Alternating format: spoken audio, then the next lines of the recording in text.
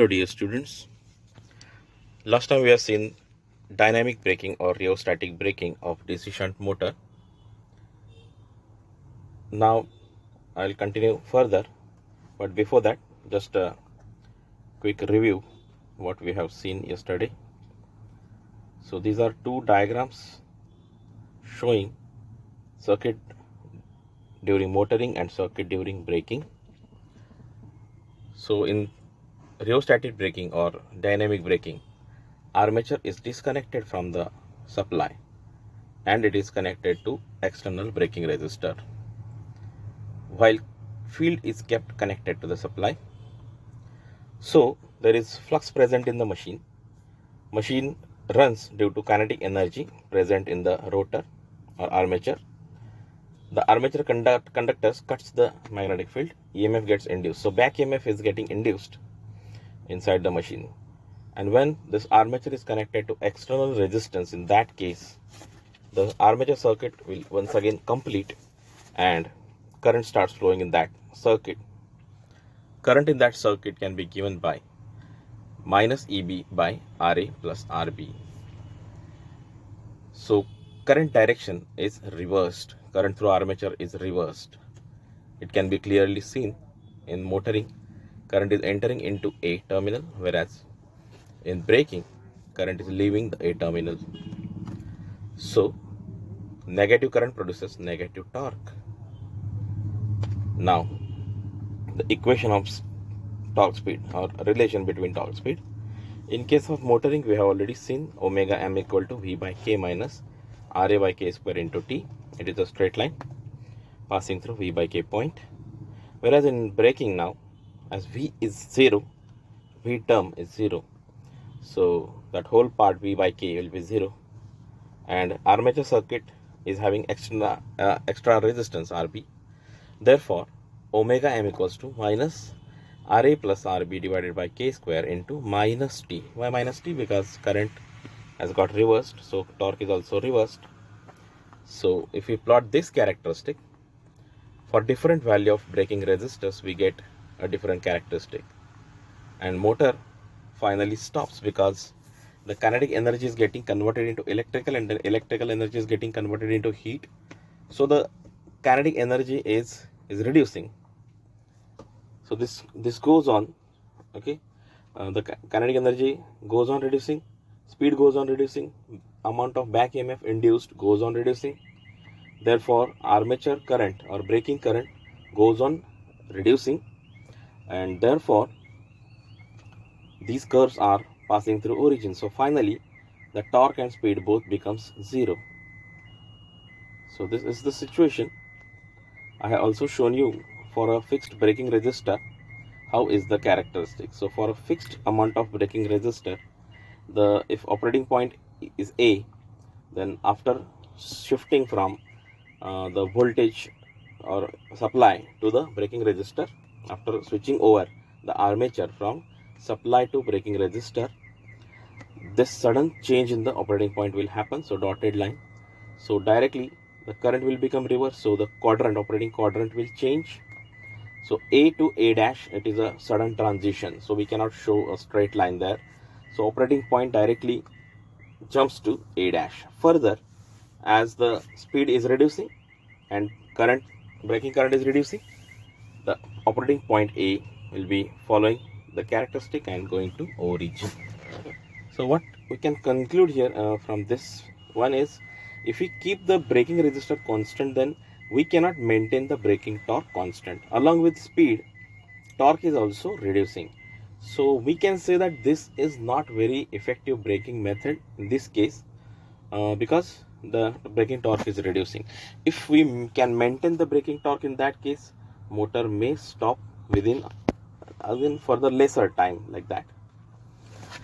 Then the braking torque depends upon current. So current in the circuit, so current in this armature circuit. So how we can maximize this current? Obviously by reducing resistance of this circuit. So for braking resistor RB equal to 0, there will be maximum current flowing through the circuit. So it is just like disconnecting the armature from the supply and directly short circuiting the armature. So while doing practicals, we have once tested this one for no load condition of the motor. So very large current was flowing through the armature and the motor stopped within no time. So it was very hard to notice within how much time the motor stopped, because it is just like short circuit in the armature current. So there was no load on the machine, so therefore machine was not harmed. But you can say we can get maximum braking torque for minimum value of braking resistor, and that minimum value of braking resistance is obviously 0. Okay, so reducing braking resistor increases braking torque. So now we will move further.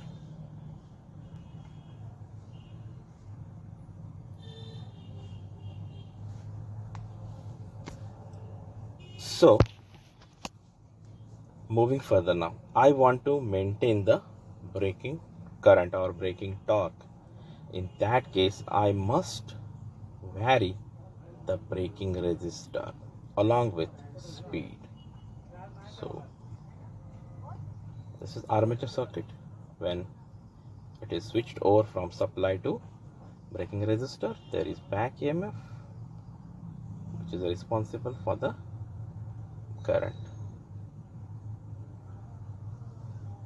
Okay, so what I have told you that we can go on changing the braking resistor. Now let's say whatever was the starter resistance, same resistor I have used as a braking resistor. Okay, because starter is always in series with the armature, so I may utilize the starter also as a braking resistor. Starter is already designed for double the currents like that. So it is like a properly rated resistor which is readily available. But starter has got studs, means it can be changed, the resistance can be changed in steps. So what will be the effect? So I'll directly draw the second quadrant characteristic. So I know that for after changeover there will be, okay, directly from first quadrant to second quadrant it will be coming, and then there could be one value of braking resistor, it is highest value of braking resistor. Then if I reduce it to another value, this could be the characteristic. Further, this could be the characteristic, likewise. So I have assumed 3 studs, 3 different values of braking resistors.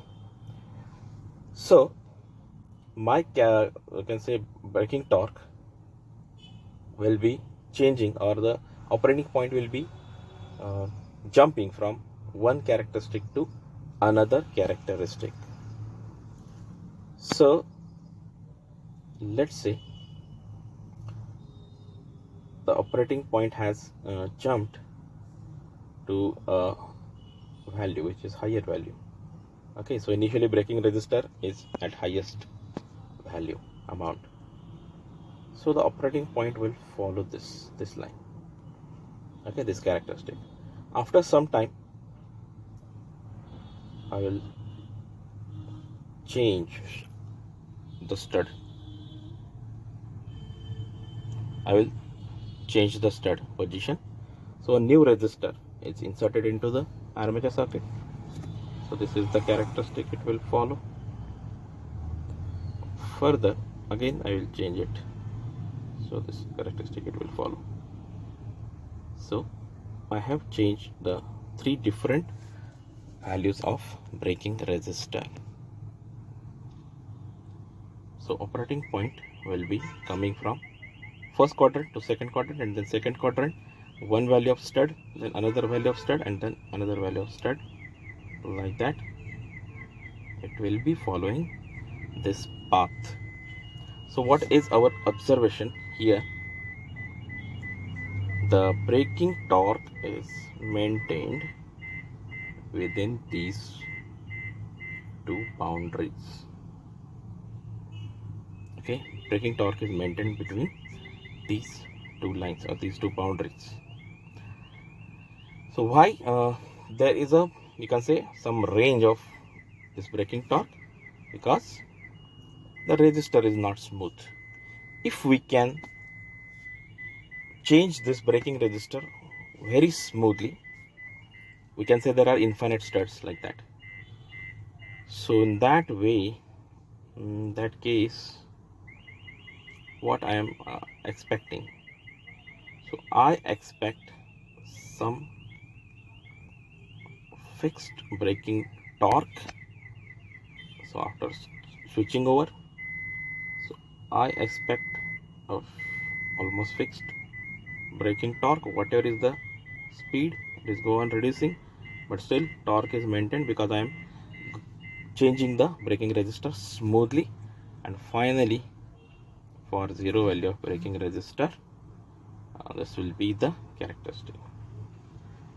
Okay, so we can say that this characteristic is followed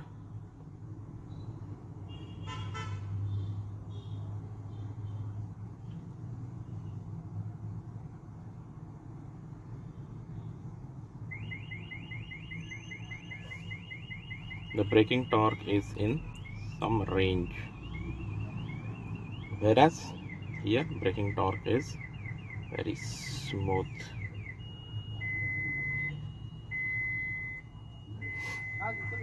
So this is with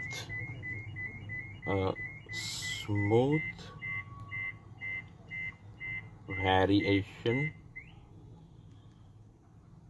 of braking resistor with speed. So as per the reduction in the speed, it will be varied. Now I can even make this somewhat automatic.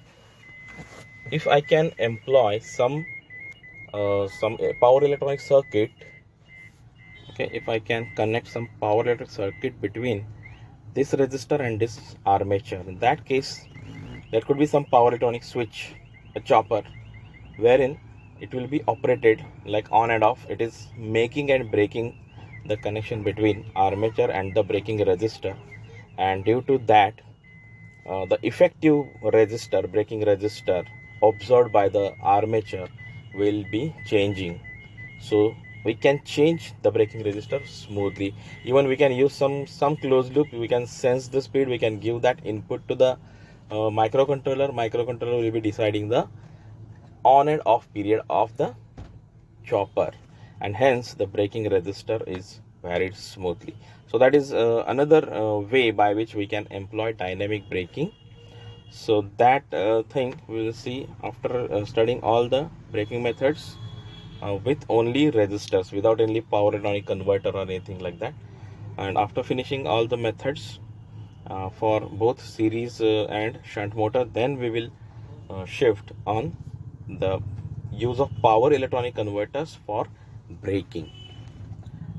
Okay, so that's what I want to convey. So next we will see the dynamic braking of series motor. So that will be covered in the another lecture.